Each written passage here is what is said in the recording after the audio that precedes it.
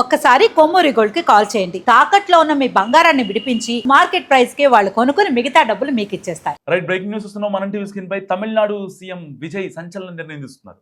Wine షాపులను కుదించి మందుబాబులకు shock ఇవ్వడమే కాకుండా తమిళనాడులో పొగాకు ఉత్పత్తులపై నిషేధం కూడా విధించారు. సో ఇప్పటికే 200 యూనిట్ల లోపు ఫ్రీ కరెంట్ ఫైల్ పై ఫస్ట్ సంతకం చేసిన విజయ్ రెండో సంతకం మద్యం గుట్కా నిషిద్ధంపై చేశారు. టెంపుల్, స్కూల్స్, కాలేజెస్ దగ్గర ఉన్న వైన్ షాపులు తొలగించాలని కూడా అధికారులను ఆదేశించారు. రెసిడెన్షియల్ ఏరియాలకు అయితే నివాస ప్రాంతాలు ఉంటాయో వాటికి 500 మీటర్ల దూరంలో వైన్ షాపులు ఉండాలన్న కోర్టు ఆర్డర్స్ ని అమలు చేయాలని సీఎం విజయ్ సూచించారు. రాష్ట్రంలో పొగాకు ఉత్పత్తులపైన అంటే గుట్కా, పాన్, అయితే కిళ్ళి, జర్దా ఇలాంటివి అమ్మితే కఠిన చర్యలు తప్పవని కూడా హెచ్చరించారు. సో రాష్ట్ర వ్యాప్తంగా గుట్కా స్థావరాలపై దాడులు చేసి పొగాకు ఉత్పత్తులను సీజ్ చేశారు. ఇదిలా ఉంటే హైప్ కోసం కేవలం విజయ్ పిఆర్ టీమ్ ఇలాంటి లీకులు ఇస్తుందంటూ కూడా డిఎంకే ఇప్పుడు విమర్శిస్తున్న పరిస్థితి. వాస్తవానికి తమిళనాట ఆసక్తికరంగా ఎన్నికలు మారాయి, ఎన్నికల ఫలితాలు మారాయి, ప్రభుత్వ ఏర్పాటు మారింది. సో కట్ చేస్తే అన్నా డిఎంకే కలుస్తాయన్నారు, ఫైనల్గా కలవలేదు. సో ఇప్పుడు ఎట్టకేలకు టీవీకేనే ఇటు కాంగ్రెస్ సపోర్ట్తో ఇటు లెఫ్ట్ పార్టీల సపోర్ట్తో పార్టీని ఫామ్ చేసిన సిచ్యువేషన్. సో ఇలాంటి నేపథ్యంలో ఏదైతే ప్రమాణ స్వీకారం రోజున రాహుల్ గాంధీ చీఫ్ గెస్ట్గా వచ్చారు, అక్కడ ఆ రోజున ప్రమాణ స్వీకారం రోజున TVK party chief Vijay, Tamil Nadu సీఎంగా ఉన్నటువంటి విజయ్ మాట్లాడిన ప్రతి ఒక్క మాట నిజంగా సామాన్యుల గుండెల్లోకి చాలా వేగంగా వెళ్ళింది. అయితే ఎలక్షన్స్కి ముందు ప్రచారాల్లో విజయ్ మాట్లాడిన మాటలు ఉన్నాయో ఇటు పేద మధ్యతరగతి కుటుంబాలకు ఏదైతే ఆయన ఇచ్చినటువంటి కొన్ని హామీలు కావచ్చు, ఆయన చెప్పిన మాటలు కావచ్చు, సో ఇప్పటిదాకా ఇలాంటి ట్రెండ్ సెటర్ లేడు అంటూ యూత్లో కూడా చాలా గట్టిగా ఒక చర్చ జరిగింది పెద్ద ఎత్తున. సో అంటే చాలామంది సీఎంలు చేసిన శాటిలైట్ ఛానల్స్ లేకపోతే ఇంకోటి అనుకుంటారు, కానీ బట్ విజయ్ని సీఎం చేయడానికి ఇటు యూత్ అండ్ సోషల్ మీడియా మాత్రమే చాలా కీలక పాత్ర పోషించాయి. ఇలాంటి నేపథ్యంలో ఎట్టి పరిస్థితుల్లో అంటే ఏం పని చేసినా, ఏ సైన్ పెట్టినా సో దాని వెనుక ప్రజల సంక్షేమం, ప్రజల క్షేమం ఉండాలన్నదే ఇక్కడ విజయ్ ధ్యేయంగా కనిపిస్తుంది. సో ఫస్ట్ ఆయన చెప్పినట్టుగానే అయితే నేను సీఎం అయ్యాక ఫస్ట్ ఫైల్ 200 యూనిట్ల లోపు కరెంట్ ఎవరైతే తక్కువ వాడతారో, 200 యూనిట్ల కంటే తక్కువ వాడతారో వాళ్ళకి కంప్లీట్గా వాళ్ళకి ఆ యొక్క కరెంట్ బిల్ అనేది వేవర్ అయిపోతుంది, ప్రభుత్వమే కడుతుంది. సో వాళ్ళకి బిల్లు కూడా రాదు, 000 అని వస్తాం. సో అలాంటి ఫైల్పై సంతకం చేశారు.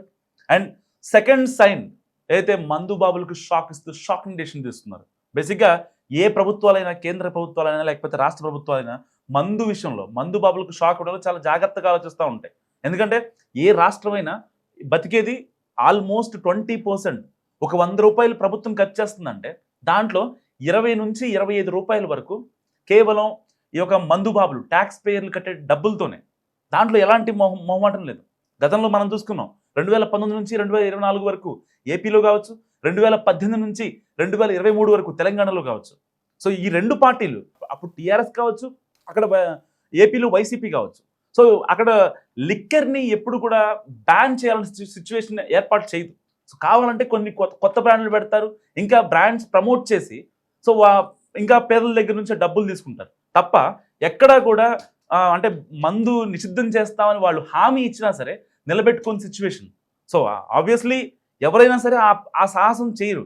ఎందుకంటే 100కి 25 రూపాయలు, 20 నుంచి 25 రూపాయలు కేవలం మందు ద్వారానే వస్తాయి. కానీ 10 లక్షల కోట్ల అప్పు ఉంది. సరే, ఏపీకి మహా అయితే 4 లక్షల కోట్ల అప్పు ఉంది, ఇక్కడ తెలంగాణకి 6 లక్షల కోట్ల అప్పు ఉంది, కానీ తమిళనాడుకి 10 లక్షల కోట్ల అప్పు ఉంది. అయినా సరే ఇంత సాహసోపేతమైన నిర్ణయం తీసుకున్నారంటే నిజంగా దీని వెనుక చాలా స్ట్రాటజీస్ ఉన్నాయి అనుకోవచ్చు. సో తమిళనాడుకి దాదాపుగా 10 లక్షల కోట్ల అప్పు ఉందని ఆయన ప్రమాణ స్వీకారం రోజు మాట్లాడితే సో ఇటుపక్క విజయ్ ఏమన్నారు, లేదు నేను చూశాను, అధికార గణాంకాలతోనే మాట్లాడుతున్నాను, అఫీషియల్ లెక్కలతోనే నేను ఈ ఫిగర్ నేను మీకు చెప్తున్నాను అంటే వెంటనే కౌంటర్ ఇచ్చారు మాజీ సీఎం స్టాలిన్. సో ఎట్టి పరిస్థితుల్లో అలా ఎలా మాట్లాడతారు? ప్రమాణ స్వీకారం రోజే మీరు కౌంటర్లు ఎలా ఇస్తారు? అసలు 10 లక్షల కోట్ల అప్పు ఉందని మీకు తెలుసా? గణాంకాలతో మీరు చూపిస్తారా? మీరు సీఎంకి రాజీనామా చేస్తారా అంటూ స్టాలిన్ మాట్లాడారు. వాస్తవానికి ఏ సిచ్యువేషన్ ఎలాంటిదైనా ఎట్టి పరిస్థితుల్లో ఏ ప్రభుత్వం కూడా, కేంద్రమైనా రాష్ట్రమైనా ఎవరైనా సరే, ఏ రాజకీయ పార్టీ అయినా మందు బాబులకు షాక్ ఇవ్వాలనే ఆలోచన వచ్చిన మొదటి వ్యక్తి అప్పట్లో సీనియర్ ఎన్టీఆర్ అయితే దాని తర్వాత విజయ్ మాత్రమే. సో ఇలాంటి కాన్సిక్వెన్స్లో సో అంటే విజయ్ ఏ క్షణాన ఏ నిర్ణయం తీసుకుంటారనేది ఇప్పుడు చాలా కీలకంగా మారింది.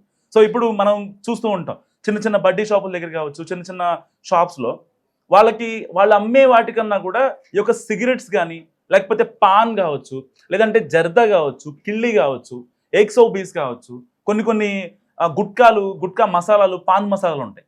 అవి పెట్టుకుంటేనే వాళ్ళకి అంటే ఒక రోజులో కనీసం ఒక 1000 రూపాయలు సంపాదిస్తున్నారంటే 500 నుంచి 700 రూపాయల వరకు ఈ పాన్ మసాలాలు అమ్మితేనే వాళ్ళకి ఇన్కమ్ వస్తుంది. లేదంటే రాదు. ఎందుకంటే వాళ్ళకి మద్యం లాగా డైరెక్ట్గా ఒక బాటిల్ కొంటే 50 రూపాయలు 60 రూపాయలు కొనడానికి లాభం రావడానికి ఆస్కారం లేదు కదా. సో మహా అయితే ఒక 10 రూపాయలు పాన్లో 3 రూపాయలు 4 రూపాయలు మార్జిన్ ఉంటుంది, డైరెక్ట్ మార్జిన్ ఉంటుంది. పొగాకు ఏదైతే ఉత్పత్తులు ఉంటాయో సో వాటిపైన కూడా నిషేధం విధించింది. దాంట్లో దాదాపుగా ఒక 10 రూపాయలు ఉన్న పాన్ మసాలాలో దాన్ని మేకింగ్ చేయడానికి 1 to 2 రూపీస్ మాత్రమే ఉంటుంది.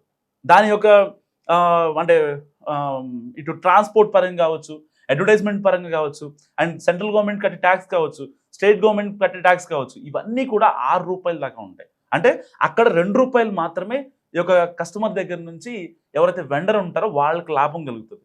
మిగతా రెస్ట్ ఆఫ్ 6 రూపీస్ ఏవైతే ఉంటాయో అవి మొత్తం వాళ్ళు కట్టే ట్యాక్స్లే. సో అంటే అందాజుగా మీకు 10 రూపాయల పాన్లో ఈ యొక్క 6 రూపాయలు ట్యాక్స్ల రూపంలో పోతే జస్ట్ ఇమాజిన్ ఎంత మార్జిన్ మిగులుతుందో. కానీ ఇంకా అంటే ఏదైతే కొంతమంది లైసెన్సులు తీసుకుని నడిపించే వాళ్ళకి మాత్రమే ఈ యొక్క 6 రూపీస్ ట్యాక్స్ అప్లికేబుల్ అవుతుంది. చాలామంది మనం చూస్తూ ఉంటాం, బిస్లరీ అనే వాటర్ బాటిల్ ఉందనుకోండి ఫర్ ఎగ్జాంపుల్. సో మనం ట్రైన్లో వెళ్తున్నప్పుడు, బస్ స్టాండ్లో వెళ్తున్నప్పుడు, ఎటన్నా బయటికి వెళ్తున్నప్పుడు వాళ్ళు సేమ్ బిస్లరీ బాటిల్ లాగే ఉంటుంది, కానీ అది ఫేక్ వాటర్ బాటిల్, అది ఆ బ్రాండ్ కాదు.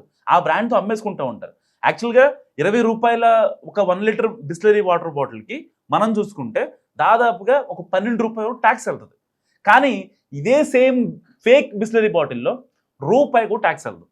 అలాగే సేమ్ అప్లికబుల్ ఈ పాన్ గుట్కాల్లో కూడా చాలా లోకల్ ప్రొడక్ట్స్ వస్తూ ఉంటాయి.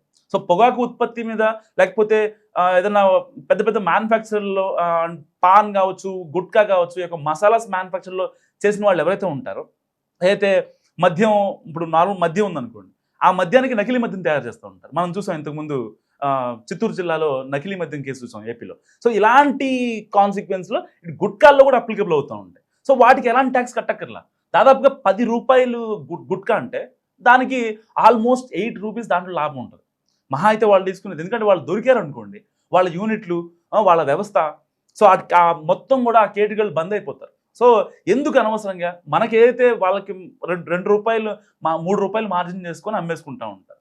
సో ఇలాంటి సిచ్యువేషన్ తమిళనాడులో బాగా జరుగుతూ ఉంటుంది. సో చాలామంది మనం చూస్తూ ఉంటాం, తమిళనాడులో బెంగళూరులో ఉన్నా, తమిళనాడు వాళ్ళు హైదరాబాద్లో ఉన్నా, విజయవాడలో ఉన్నా, వైజాగ్లో ఉన్నా, సో వాళ్ళు ఎక్కువ గుట్కాలు నమ్మిన బ్యాచ్ ఎక్కువ ఉంటుంది. అంటే వాళ్ళని కించపరచడానికో లేకపోతే ఇంకోటో కాదు, అంటే వాళ్ళకి వంశపారపర్యమో, వాళ్ళు లేకపోతే వాళ్ళ స్ట్రెస్ని కంట్రోల్ చేసుకోవడం కోసమో, లేదంటే ఆరు బయట పనిచేసే వాళ్ళు ఉంటారు, వాళ్ళు కూడా ఎట్టి పరిస్థితుల్లో మేము సాయంత్రానికి మేము తినాలి, లేకపోతే అంటే అది తినకపోతే మాకు ఆ స్ట్రెస్ కంట్రోల్ అనేది ఉండదు అని చెప్పి చాలామంది మాట్లాడుకుంటూ ఉంటారు. సో ఇలాంటి నేపథ్యంలో ఒక డేరింగ్ అండ్ డైనమిక్ డెసిషన్ తీసుకున్నాడు విజయ్. ఎట్టి పరిస్థితుల్లో ఈ యొక్క పొగాకు ఉత్పత్తుల పైన, పొగాకు పాన్ కావచ్చు, సిగరెట్స్ కావచ్చు, వీటన్నిటిపైన నిషేధించారు. అండ్ మందుబాబులకు డైరెక్ట్గా షాక్ ఇవ్వడం అనేది నిజంగా మందుబాబులకు షాక్ ఇవ్వడం అనేది ఒక హిస్టరీ రిపీట్ అయిందని చెప్పుకోవచ్చు విజయ్తో. మరి విజయ్ తీసుకున్న ఈ సంచలన డెసిషన్ గురించి మీరేమనుకుంటున్నారు? మస్తు కామెంట్ చేయండి.